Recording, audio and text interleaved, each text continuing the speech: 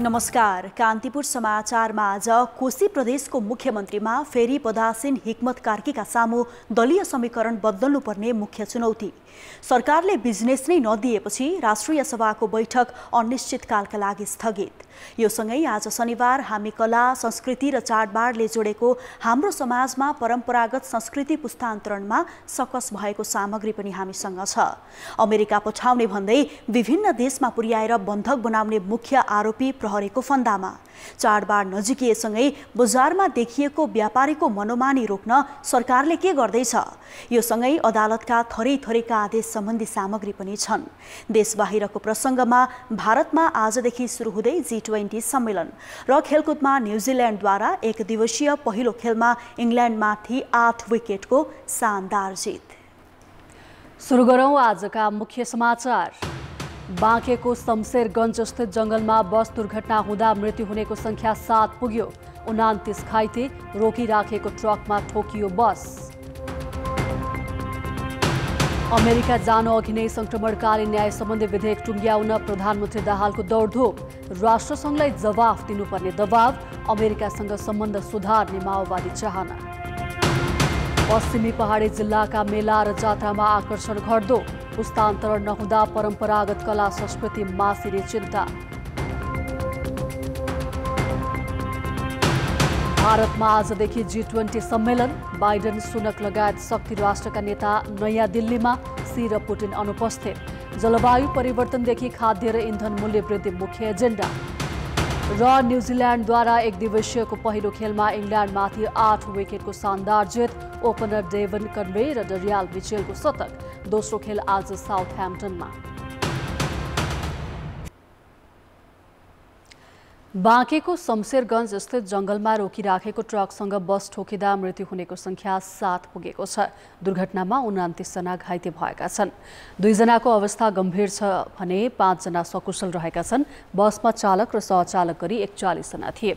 मृत्यु हुनेमा ठाकुर बाबा नगरपालिका 50 वर्षका काशीराम थारू, 55 वर्षीय कस्तुरी थापा, 50 वर्षीय रूपा परियार, 40 वर्षीय जयन्ती थारू, 65 वर्षका साधुराम थारू, चालक जोगबहादुर चन्द र सहचालकको मृत्यु भएको छ भने उनको नाम खुलेको छैन।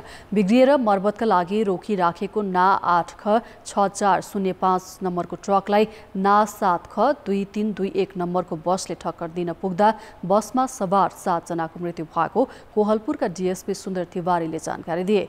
ठाकुरद्वारा बर्दियाको बेतनी सामुदायिक वन उपभोक्ता समितिका उपभोक्ता बस रिसर्च गरेर दाङको थारू संग्रहालय भ्रमण गरी फर्किने क्रममा राप्ती सोनारी गाउँपालिका 8 को जंगल क्षेत्रमा राति 9:15 बजेतिर बस दुर्घटना भएको हो।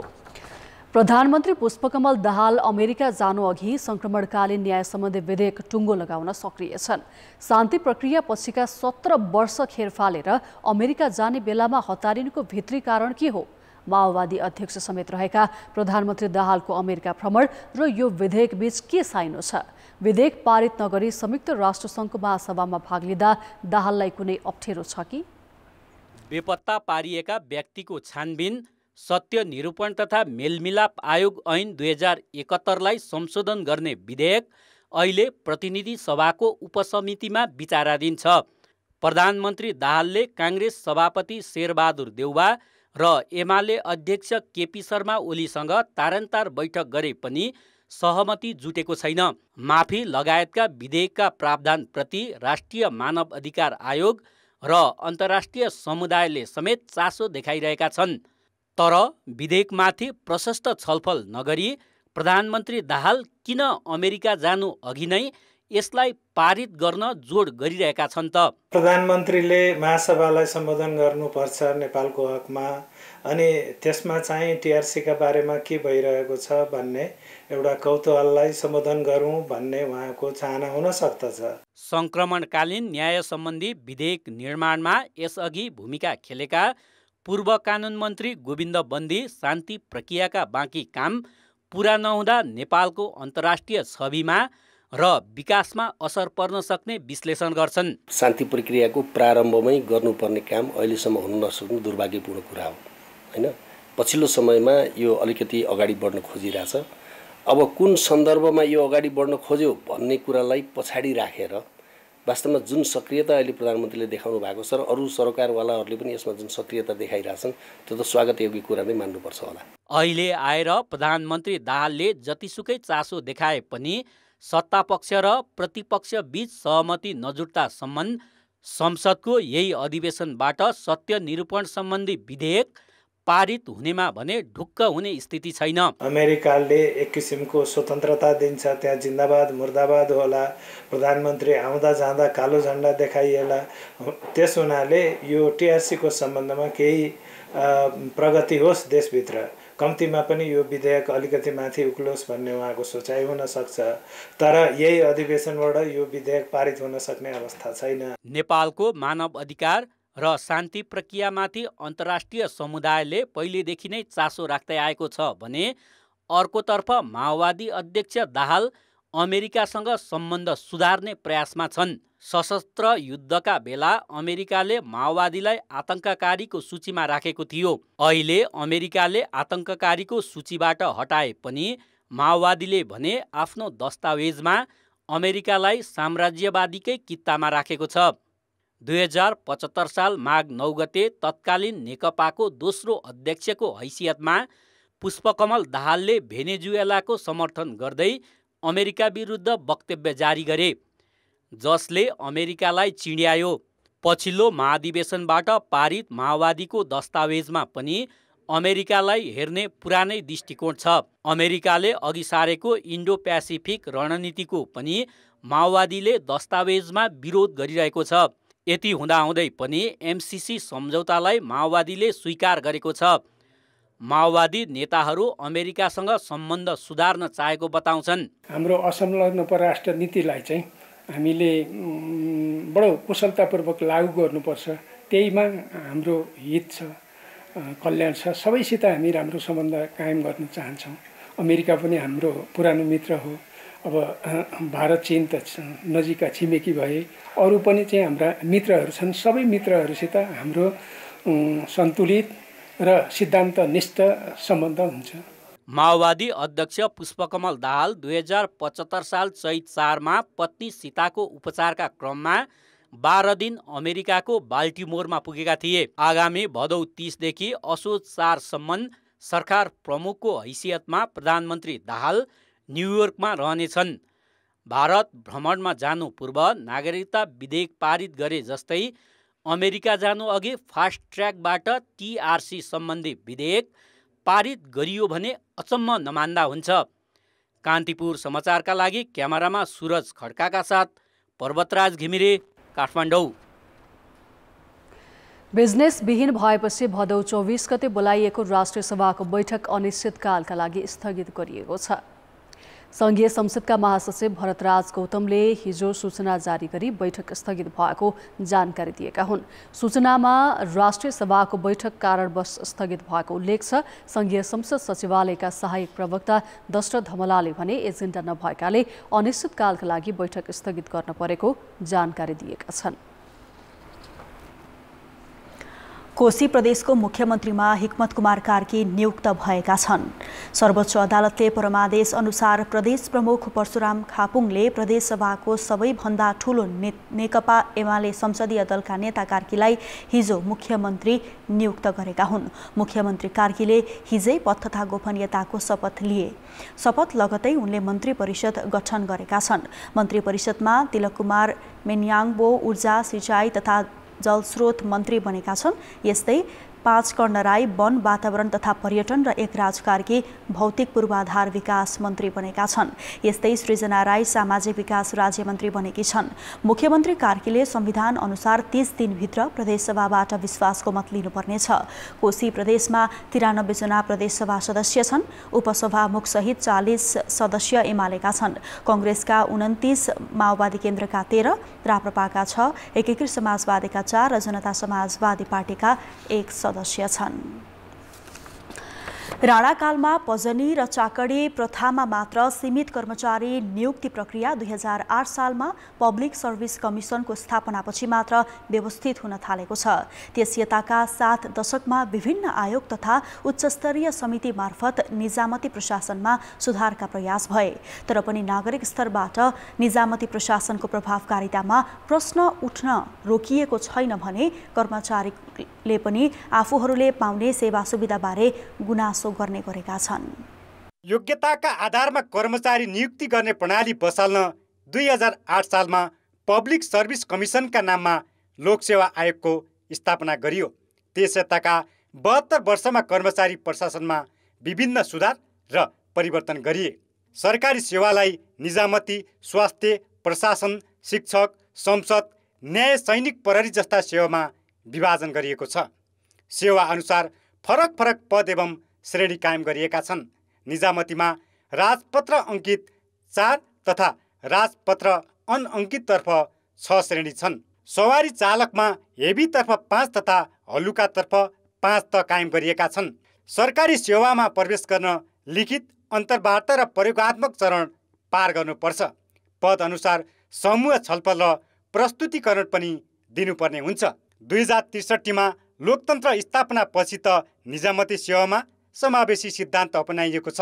महिला, जनजाति, अपाङ्गता भएका, दलित, मधेसी, पिछडिएका समुदाय लगायतको पहुँच वृद्धि भएको छ। सिटको 45% चाहिँ हाम्रो चाहिँ आरक्षणबाट अथवा विभिन्न चाहिँ यसमा हाम्रो चाहिँ महिलाबाट को लागि बेग्लै छ। आदिवासी जनजातिको लागि चाहिँ मधेसी, दलित, अपाङ्ग, त्यस्तै गरेर पिछडिएको चाहिँ क्षेत्र भनेर चाहिँ विभिन्न वर्गमा त्यसलाई समावेशीकरण गरिएको छ। त्यो चाहिँ लागू भएदेखि अहिलेसम्म लागू भइरहेकै छ, सुरु भएदेखि लागू भइरहेको छ र यसबाट चाहिँ जुन निजामती सेवामा प्रवेश गर्ने चाहिँ साथीहरूको ठुलो सङ्ख्या पनि बढ्दै गइरहेको छ। निजामती किताबखानाका अनुसार अहिले निजामती सेवामा 1,37,614 कर्मचारीको दरबन्दी रहेकोमा देशभर 85,960 जना कार्यरत छन्। तीमध्ये झन्डै 27% मात्र महिला छन्। समावेशी सिद्धान्त तथा महिलाका लागि अलग्गै आरक्षणको व्यवस्था गरिए पनि महिला सहभागिता न्यून छ, तर काममा भने कुनै विभेद नभएको कर्मचारीको अनुभव छ। हामी समान किसिमको काम गरिरहँदा पनि हाम्रा कार्य जिम्मेवारीहरू चाहिँ जुन परम्परादेखि चलिआएको महिलाले गर्नै पर्ने जस्तो जागिरमा रहँदा पनि घरको सबै कुरा जिम्मेवारीहरू लिनुपर्ने कुरा अनि बाहिरी सामाजिक परिवेशलाई पनि त्यसलाई मिलाउनु पर्ने कुरा, यी कुराहरू हुँदाहुँदै पनि कार्यविवरण अनुसार काम गर्नलाई चाहिँ सहज छ, त्यस्तो असहज छैन। गत आर्थिक वर्षमा नेपालमा महँगी 7.74% बढेको नेपाल राष्ट्र बैङ्कको तथ्याङ्क छ, जुन अघिल्लो वर्ष 6.32% मात्र थियो। महँगीको तुलनामा पाउने सेवा सुविधा पर्याप्त नरहेको कर्मचारीहरूको गुनासो छ।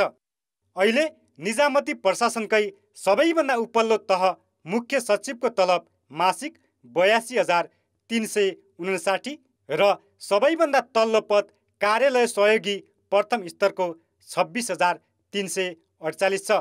भ्रष्टाचार प्रकरणमा उच्च तहका कर्मचारी मुछिने क्रम बढेसँगै त्यसमा न्यून तलब सुविधालाई पनि जोडेर हेर्ने गरिएको छ। तर कर्मचारीहरू भने यस्ता अनियमितता कर्मचारीको व्यक्तिगत नियतमा भर पर्ने बताउँछन्। तलबमान कम भएकै कारणले गर्दा करप्सन भयो भन्ने कुरो केही मात्रामा भए पनि त्यही नै सबै कारण चाहिँ होइन।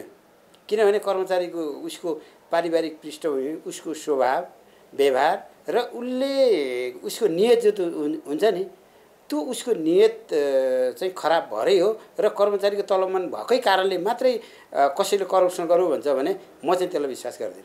स्थायी सरकार मानिने निजामती प्रशासन विगतमा नागरिकका लागि राज्यका भरपर्दा प्रतिनिधि मानिन्थ्यो, तर सुविधा प्रवाहमा हुने ढिलासुस्ती, बढ्दो अनियमितता र दलीय हस्तक्षेपका कारण यसले साख गुमाउँदै गएको छ। कान्तिपुर समाचारका लागि क्यामेरामा मुरारी घिमिरेका साथ प्रकाश बम, काठमाडौँ। अब जनताको आवाज हामीले 7 प्रदेशमा सोधेका छौँ। निजामती कर्मचारीबाट कस्तो सेवाको अपेक्षा गर्नुभएको छ?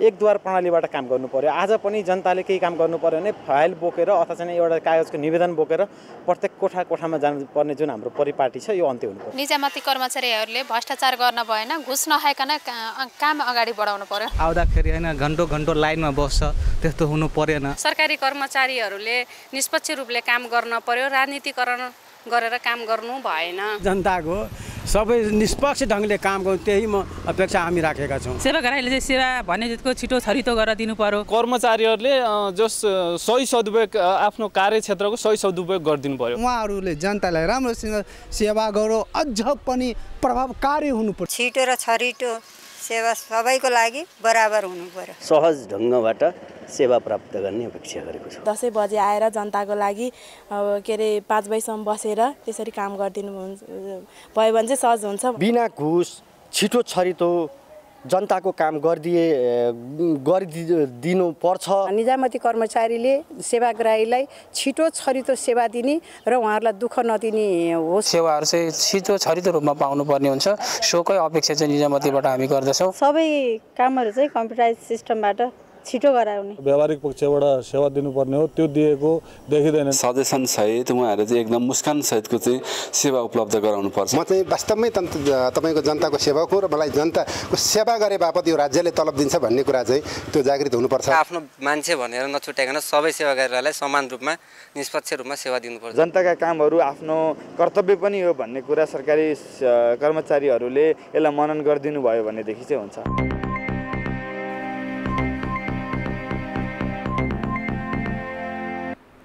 समाचार अझै बाँकी छ। नेपालबाट अमेरिका पठाउने भन्दै अन्य देशमा पुर्याएर बन्धक बनाउने मुख्य आरोपीलाई प्रहरीले पक्राउ गरेको छ। प्रहरीको मानव बेचबिखन अनुसन्धान ब्युरोले नेपालबाट अमेरिका पठाउने भन्दै श्रीलङ्का, फिलिपिन्स, जाम्बिया लगायतका मुलुकमा पुर्याएर बन्धक बनाउने र रकम असुल गरेको आरोपमा हस्त गौतमलाई पक्राउ गरेको हो। 2051 सालमा पारा ओलम्पिकका लागि अमेरिका गएका गौतमले अमेरिकाकै ग्रीन कार्ड र राहदानी समेत लिइसकेका छन्। अमेरिकाको राहदानी लिएका उनले मेक्सिकोका गिरोहसँग मिलेर मानव तस्करी गर्दै आएको खुलेको हो। अहिलेसम्म 200 जना लगिसकेका गौतम मार्फत गएका 13 जना अहिले विभिन्न देशमा अलपत्र परेको प्रहरीले जनाएको छ। अमेरिकी नागरिकता लिइसकेका उनलाई अमेरिकाकै सुरक्षा निकायसँगको समन्वयबाट भारत हुँदै नेपाल ल्याइएको हो। उनी अमेरिकामै बसेर 11 देखि 65 लाखसम्म असुल गर्ने गिरोहको मुख्य नायके भएको दावी प्रहरीले गरेको छ। मानव तस्करीको रूपमा लाने र मानव बेचबिखन पनि गर्ने खालको अपराधमा संलग्न व्यक्ति हो।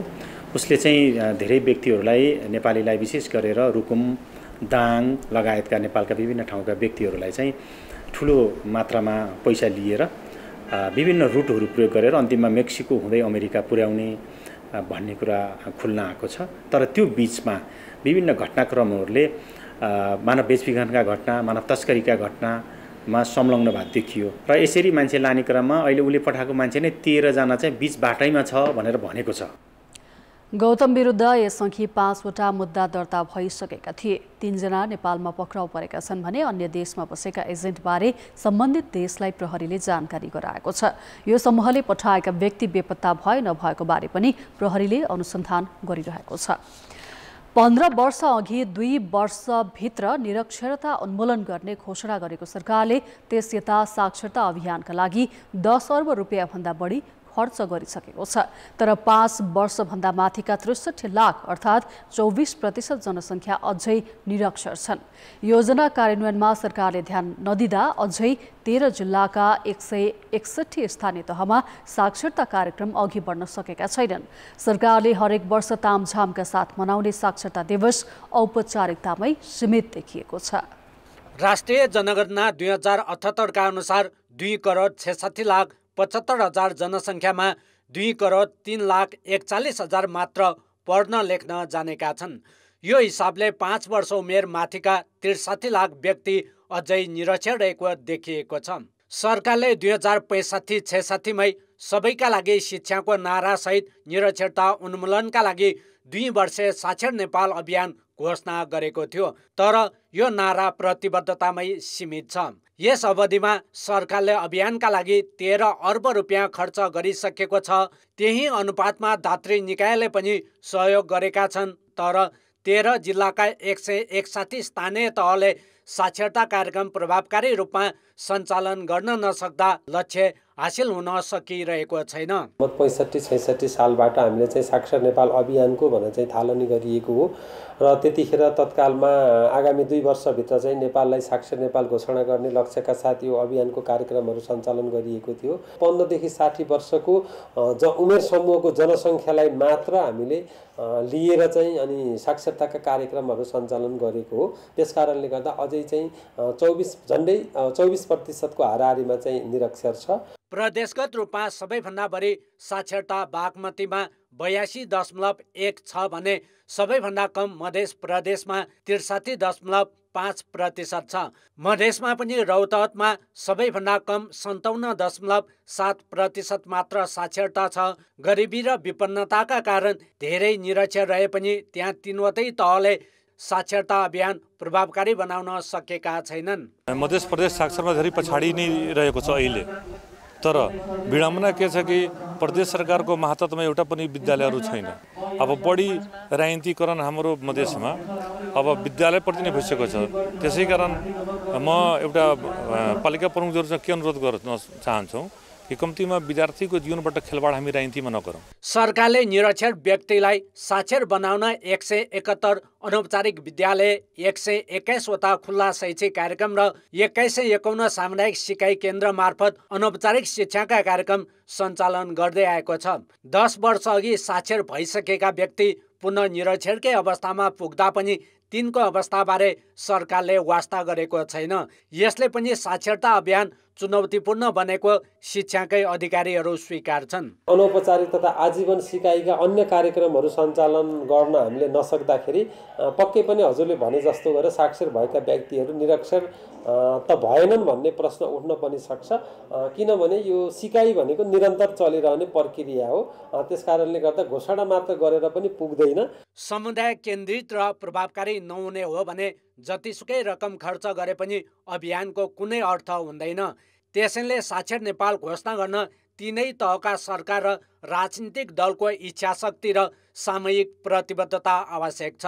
कान्तिपुर समाचारका लागि पर्साबाट रमेश ठाकुर र क्यामेरामा रूपक कोइरालाका साथ नारायण किलम्बु, काठमाडौँ। अब जनमतमा आजको प्रश्न। जनमत हाम्रो प्रश्न छ, वर्षेनी साक्षरता अभियान चलाए पनि निरक्षरता उन्मूलन हुन किन नसकेको होला? ए फितलो योजना, बी बजेट दुरुपयोग र सी महत्त्व नबुझेर।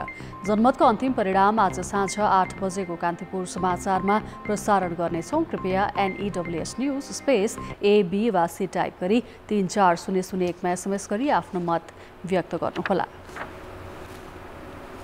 महाकाली नदीले धार परिवर्तन गर्दा अलगिएको कञ्चनपुरको दोधारा चाँदेनी क्षेत्र पुलको निर्माणले पुनः देशको मूल भूमिसँग जोडिएको छ। तर पुल निर्माणको काम समयमै सम्पन्न नहुँदा आवागमनको शास्ति अझै हटेको छैन। हाल पुल निर्माणको काम अन्तिम चरणमा पुगे पनि बजेट अभावका कारण पहुँच मार्ग निर्माण लगायतका संरचना बनाउने काम प्रभावित बनेको छ। कञ्चनपुर स्थित महाकाली नदीमा निर्माणाधीन 4 लेनको पक्की पुल सँगैको पहुँच मार्ग र नदीमा बन्ने पोखरी बजेट अभावका कारण अलपत्र परेको छ। सरकारले उच्च प्राथमिकतामा राखेको भनिएको उक्त आयोजनाका लागि चालु आर्थिक वर्षमा 18 करोड रुपैयाँ मात्रै बजेट विनियोजन गरिएको छ। ठेकेदारलाई गत वर्षसम्मकै 22 करोड रकम तिर्न बाँकी रहेकोमा नयाँ बजेटबाट 14 करोड भुक्तानी दिए पनि अझै 8 करोड तिर्न बाँकी छ। अब कार्यालयसँग 4 करोड रुपैयाँ मात्रै रहेकाले चालु आर्थिक वर्षमा पुलसँग जोडिएको बाँकी काम अघि बढाउनु चुनौतीपूर्ण देखिएको छ। महाकाली पुल योजनाको हाम्रो चाहिँ वित्तीय प्रगति भनेको 83.14% र भौतिक प्रगति 90% भन्दा बढी रहेको छ। त्यसैगरी हाम्रो महाकाली पुल योजनाको कामहरू अहिलेसम्म हाम्रो चाहिँ बाँकी रहेका कामहरू भन्दामा चाहिँ हाम्रो 4वटा चाहिँ पोन्ड डेभलपमेन्टको कार्य बाँकी रहेको छ भने 3 किलोमिटर पिच कार्य हाम्रो ब्ल्याक टप गर्नु पनि बाँकी छ एस्पाल्ट प्लस DBM को। कुमार श्रेष्ठ CFECJB ले 3 अर्ब 27 करोड 93 लाख लागतमा 3 वर्षभित्र निर्माण सम्पन्न गर्ने गरी पुलको ठेक्का पाएर 2074 साल भदौमा काम सुरु गरेको थियो। तर 3 पटक थपिएको म्याद सकिए पनि काम भने सकिएको छैन। पछिल्लो पटक 2080 चैत 15 गतेसम्म सबै काम सक्ने गरी म्याद थप भएको छ। तर बजेट अभावले काम नसकिने चिन्ता छ। काम गरेको पैसा भुक्तानी नहुँदा निर्माण कम्पनी सुस्त देखिएको छ भने महाकाली नदीभित्र बन्ने भनिएका पोखरीहरूको डिजाइन परिवर्तन भएको तर स्वीकृत नभएको अवस्था छ। गत वर्षकै हामीलाई पैसा दिन नसकेको अवस्था छ। त्यसमाथि यो वर्ष कम बजेट छ, जुन चाहिँ पुरानो पैसा तिर्न चाहिँ नपुग्ने देखिन्छ, जसले गर्दाखेरि बजेट कार्य गर्दाखेरि काम अगाडि बढ्न नसक्ने अवस्था देखेको छु। यो पुलले पश्चिममा दोधरा चाँदनी नगरपालिका र प्रस्तावित सुक्खा बन्दरगाह हुँदै भारतसँग, पूर्वमा पूर्व पश्चिम राजमार्ग र उत्तरमा निर्माणाधीन महाकाली करिडोरलाई जोड्दछ। कान्तिपुर समाचारका लागि क्यामेरामा चिरायु थापाका साथ हरिश चन्द्र बाग, कञ्चनपुर। नाग पञ्चमीबाट सुरु हुने नेवार समुदायका अधिकांश मेला र जात्रा कृष्ण जन्माष्टमीसम्म चल्छन्। केही वर्ष अघिसम्म पनि प्युठानमा आधा दर्जन यस्ता मेला र जात्रा भर्न आउनेहरूको चाप बाक्लो हुन्थ्यो। तर पछिल्लो समय युवाहरूले मेला जात्रामा चासो दिन छाडेसँगै विभिन्न समुदायले मनाउँदै आएका सांस्कृतिक गतिविधिको रौनक घटेको छ। लाखे नाच नाचेसँगै नेवार समुदायका जात्राहरू सुरु हुन्छन्। गाँठे मङ्गलको दिनबाट लाखे नाच सुरु भएसँगै नागपञ्चमीमा नागा नागिनी, जनै पूर्णिमामा मृतकको सम्झनामा तारले निकाल्ने तथा गाई जात्रा, रोपाई जात्रा, कृष्ण जात्रा जस्ता विभिन्न जात्राहरू नेवार समुदायले मनाउने गर्छन्। यी जात्राहरूकै कारण प्युठानको जिल्ला सदरमुकाम खलङ्गा गुन्जायमान हुन्छ।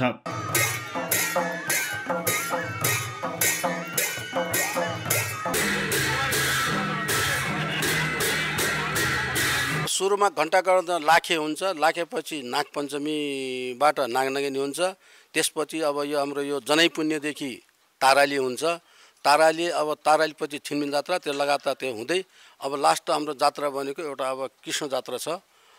कृष्ण जात्रा सिद्धिएपछि खासै हाम्रो जात्राको उयोले देखिन्न। नेवार समुदायसँग जोडिएका यस्ता मेला र जात्राहरूले यहाँको संस्कृति झल्काउँदै आएका छन्।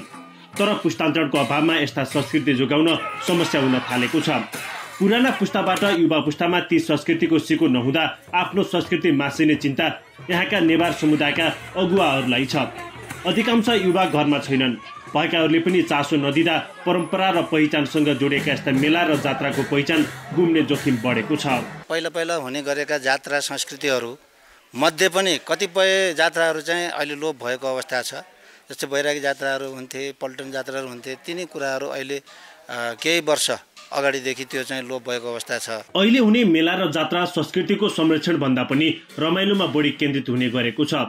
पुराना पुस्ताले युवा पुस्तालाई जात्रामा प्रयोग हुने शैली, शब्द र त्यसको महत्त्वका विषयमा बुझाउन नसक्दा नयाँ पुस्ता यसतर्फ आकर्षित हुन सकेका छैनन्। त्यसो त स्थानीय तहहरूले पनि पहिचान र सम्पदाको रूपमा मेला र जात्रालाई नबुझ्दा यसको महत्त्व कम हुँदै गएको हो। हामी अहिले यो पटक सम्भव भएसम्म वाद्यवादन बजाउन चाहिँ सिकाउने, तालिमै राख्ने कि भन्ने कुरो पनि भइरहेको छ। नेवार समुदायको पहिचानसँग जोडिएका यी र यस्ता संस्कृतिहरू जगेर्ना गर्न स्वयं नेवार समुदायका अगुवा र स्थानीय तहहरूले समयमै चासो दिन आवश्यक छ।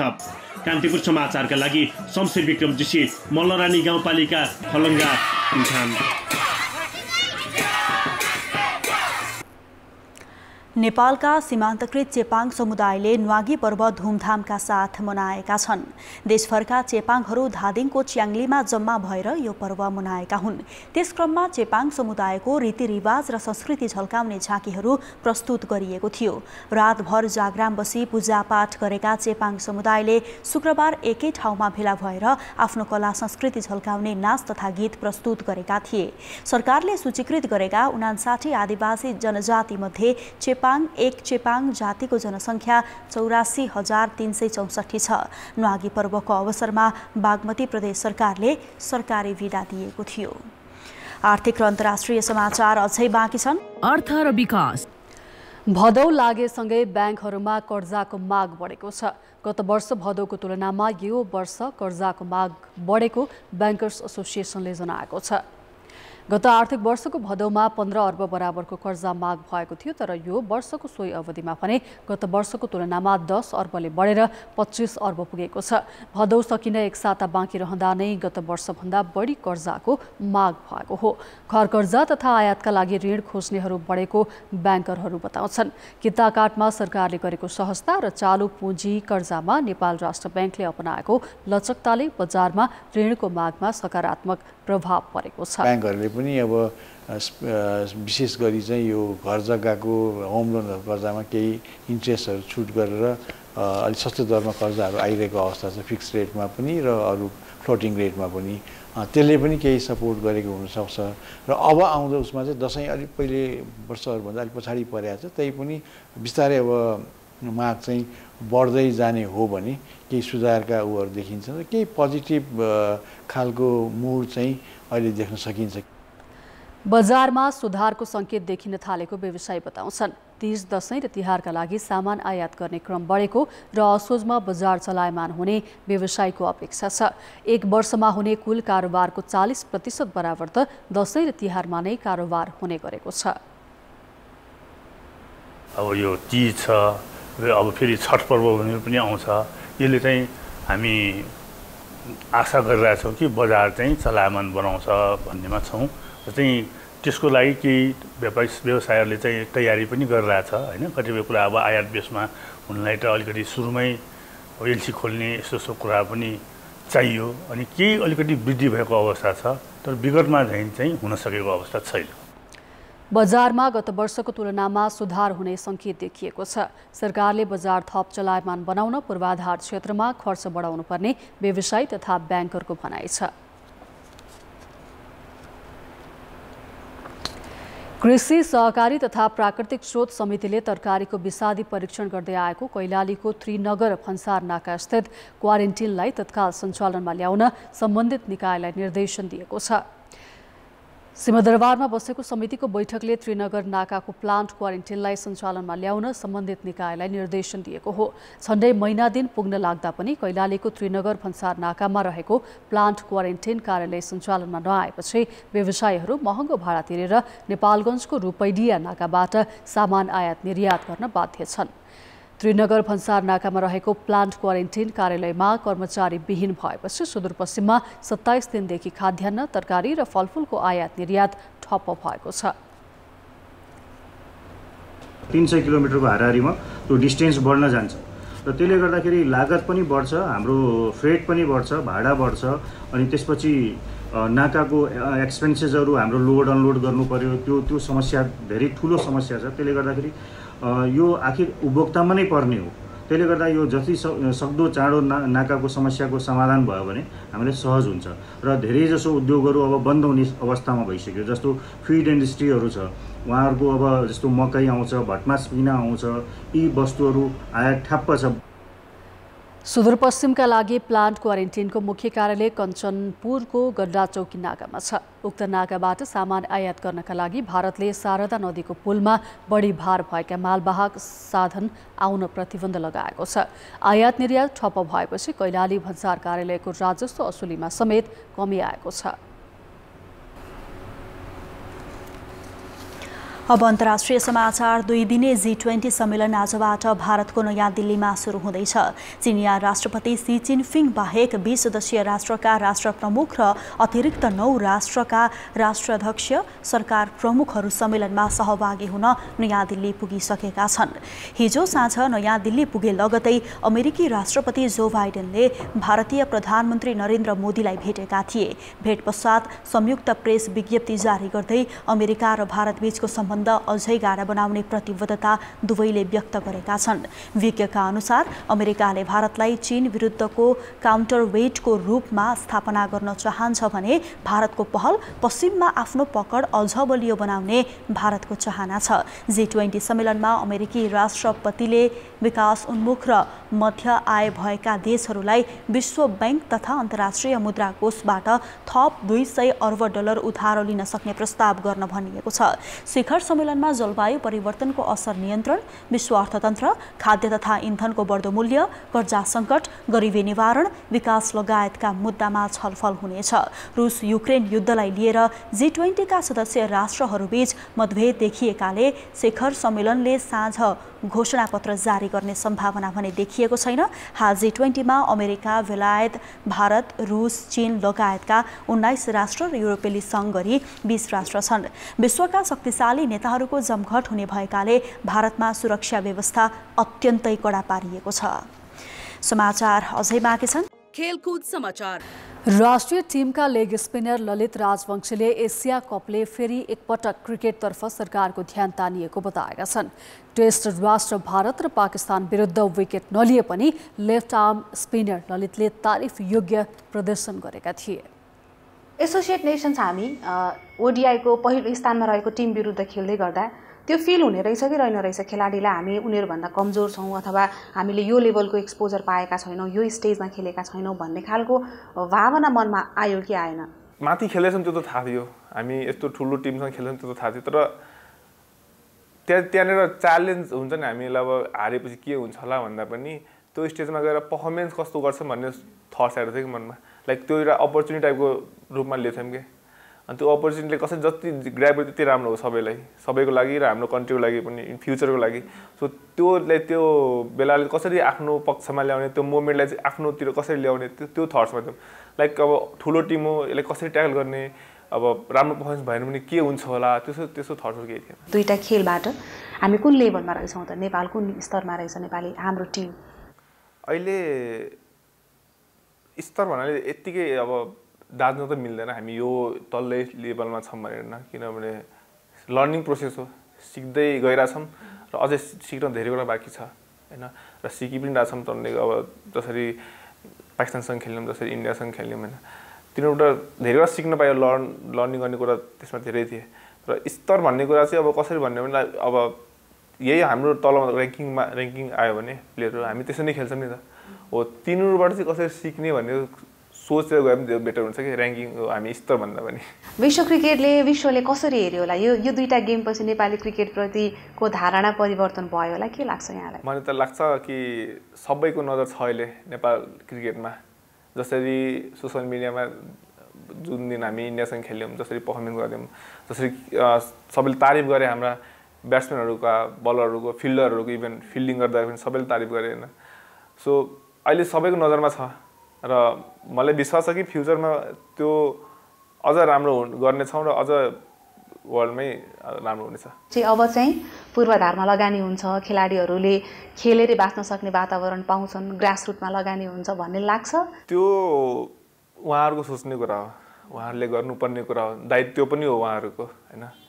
हामीहरूसँग केही नभएर पनि अलिअलि भएर पनि त्यसमै हामी आफ्नो देशको लागि केही गरेका छौँ भने त्यो अब हाम्रो जुन अभिभावक भनौँ न सरकार हुन्छ उहाँहरूले सोच्नुपर्ने कुरा हो। ग्रासरुट राम्रो भयो भने पक्कै पनि हाम्रो ग्रासरुट राम्रो नै हाम्रो senior level under 19 senior player एकदमै राम्रो हुँदै जान्छन् कि स्ट्रङ हुँदै जान्छन् पछिबाटै। सो त्योभन्दा पनि त्यो यिनीहरूको बारेमा राम्रो फेसिलिटीहरू कसरी आउँछ, के गर्ने, त्यो हाम्रो गभर्मेन्टको कुरा हो, त्यो उहाँहरूले सोच्नुपर्छ र उहाँहरूको रेस्पोन्सिबिलिटी हो पनि जस्तो मलाई लाग्छ। हाम्रो थट्स के हो भने हाम्रो खेल्नलाई हो नि त, हामी चाहिँ कसरी अब नेक्स्ट टाइम कसरी फेरि एसिया कपमा जाँदाखेरि योभन्दा राम्रो पर्फर्मेन्स कसरी गर्ने, अझ तयारी कसरी गर्ने। अब रिसेन्टली नै अब वर्ल्ड कप क्वालिफायर आउँदैछ, त्यहाँ चाहिँ कसरी राम्रो गर्ने, कसरी क्वालिफाई हुने वर्ल्ड कपमा, विश्वमा अझ आफ्नो देशलाई कसरी चिनाउने भन्नेतिर चाहिँ लाग्नुपर्छ जस्तो लाग्छ प्लेयरहरूलाई। भनेको पुरस्कारहरू पाइसक्नुभयो के छ? अहिलेसम्म त पाएको छैन होइन, जसरी हाम्रो पिएम सरले गर्नुभएको थियो एनाउन्स, तिनीहरू केही पाएको छैन अहिलेसम्म। अब दिने कहिले दिने त्यो चाहिँ अब उहाँहरूलाई थाहा होला होइन। अब जति बेला भेटे या केही कसैले केही भन्यो भने ल म भन्छु, हामी गएर भन्छौँ, त्यसरी कुरा गर्छौँ। अब धेरै चाँडै आइहाल्छ, तपाईँहरूको एकाउन्टमा आइहाल्छ, तर त्यस्तो अहिलेसम्म केही आएको छैन होइन। अब होप त्यो चाँडै हुन्छ। खेलकुद समाचार यति नै। कान्तिपुर समाचार अहिलेलाई सकियो। कान्तिपुर टेलिभिजन हेर्दै गर्नुहोला। नमस्ते।